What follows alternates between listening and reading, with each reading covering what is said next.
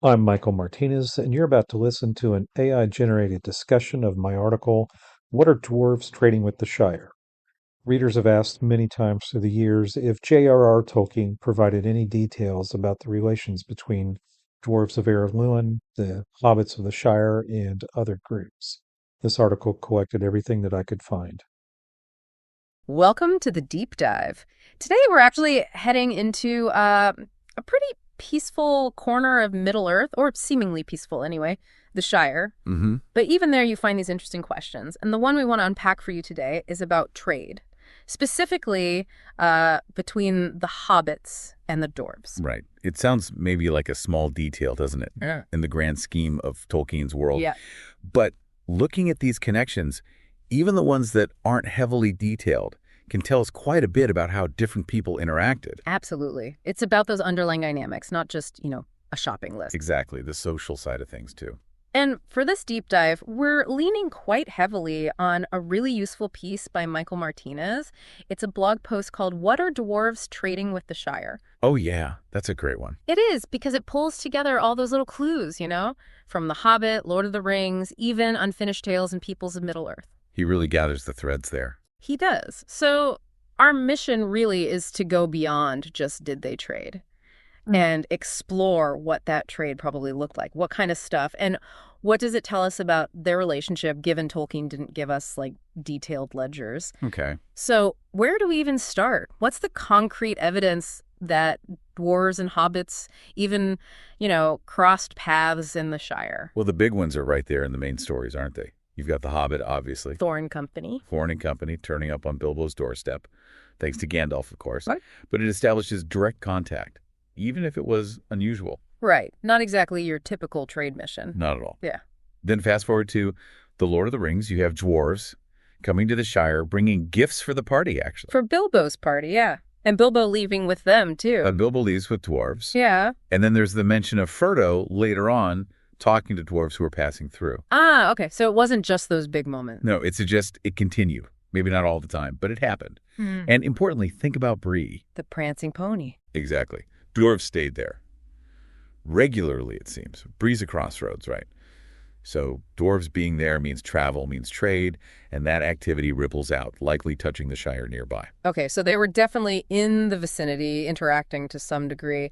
What about perceptions? What did the dwarves think of hobbits or the Shire?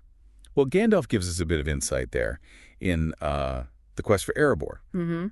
He recalls Thorin being a little dismissive, calling Shire folk just food growers living by the road. Right, sort of viewing them as just part of the landscape, convenient maybe? Yeah, maybe seeing the Shire primarily as a place to get supplies on their journeys. Yeah. A bit of that dwarven focus on, bigger ventures, perhaps. Yeah, Gandalf pushed back on that, didn't he? He did. He specifically warned Gloin later, don't mistake Hobbit generosity for them being, simple. Implying there's more going on there. Exactly. It hints the relationship, or at least the potential for it, wasn't just about simple buying and selling. Hobbits might have been unassuming, but maybe quite shrewd in their own way. Interesting. Okay, and thinking about the actual goods. There's that bit in Dwarves and Men that seems relevant. Yes, absolutely. Tolkien notes there that dwarves generally preferred to trade for food with their neighbors. Neighbor, okay. Which, when you look at the map, makes the Shire a prime candidate for the dwarves in the Airud Luin, the Blue Mountains. Because they're right there, relatively speaking. Exactly. Geographically convenient. It makes it very likely the Shire was a steady source of food for those specific dwarves. Okay, so food is almost a definite. Thorin's company bought supplies, you mentioned. They did. Explicitly mentioned. So, food.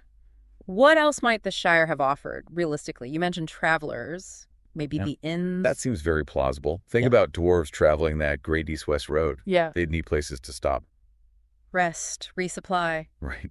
And Shire inns, like the Green Dragon and Bywater, which Thorin's group did visit in The Hobbit, would be perfect. Offering lodging, maybe selling local produce. It's likely a small but, steady income stream for some hobbits. A connection point, even if small. So, for you listening, the Shire wasn't totally cut off. Not entirely, no. Yeah. These little interactions matter. Okay, let's flip it. What are the dwarves bringing to the Shire? What did hobbits need that dwarves could provide? Well, think about dwarven skills. They're master craftspeople, builders. Right. Not just jewels and gold. Exactly. So services, maybe.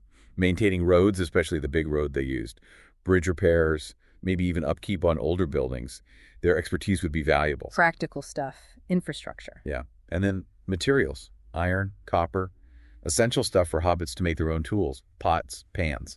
The basics for an agricultural society. Definitely. Or the dwarves might have skipped the middleman, so to speak. How so? Well, they could have traded finished goods directly, selling sturdy dwarven-make tools, axes, cooking implements, that sort of thing, to hobbits and maybe Brelanders too. Things known for being tough, long-lasting. Precisely. Quality goods. So it paints a picture of very practical, needs-based exchange. Makes sense.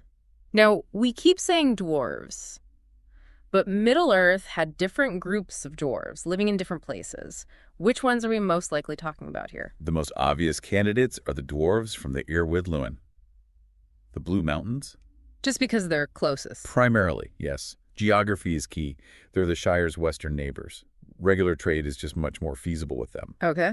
We know dwarves use the Great Road heading east, but Tolkien doesn't really specify if those were always, say, Durin's folk from Erebor or the Iron Hills traveling west, or if they were Blue Mountains dwarves heading east. So the average hobbit probably wasn't placing an order with someone from the Iron Hills. Highly unlikely, especially in the late Third Age, the time of Lord of the Rings. I bet.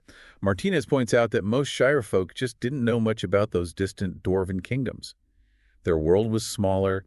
The idea of trading directly with the Iron Hills just wasn't really on their radar. It was local. Local trade makes sense. But Yeah. Was it always like that? You mentioned the Third Age. Did things change over time? Oh, almost certainly. If you look further back, think about the old kingdom of Arnor. Right, before it was destroyed. The Shire was part of that, wasn't it? Sort of. It was a province, yes, within Arthedain, one of the successor kingdoms. Back then, Eredor was more cohesive. The Shire's economy would have been more tied into the wider region. So potentially more trade back then? Very likely. A larger population overall in the region, more established routes, more interaction.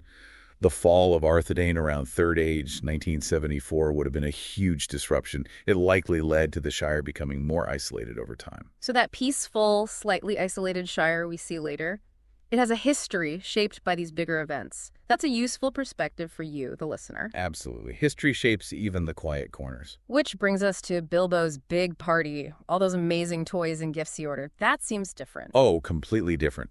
That was absolutely an anomaly for the Shire in that era. Ordering things from Dale and Erebor? Yes. That's long-distance stuff. Highly unusual for a hobbit at that time. It really highlights how limited the typical trade scope was for most Shire folk. Bilbo was exceptional in many ways, including his connections. So putting it all together, Tolkien doesn't give us a shopping list, as we said. No detailed accounting, no. It's more about inference, looking at the clues, the context. Exactly. He leaves gaps, but the implication is there.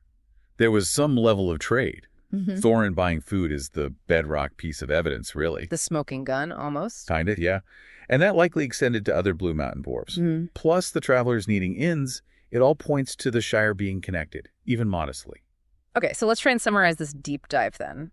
While the specifics are a bit hazy, the evidence points towards a, let's say, modest but consistent trade going on, primarily between the Shire hobbits and the dwarves nearby in the Blue Mountains. He's right. Hobbits offering food, maybe lodging.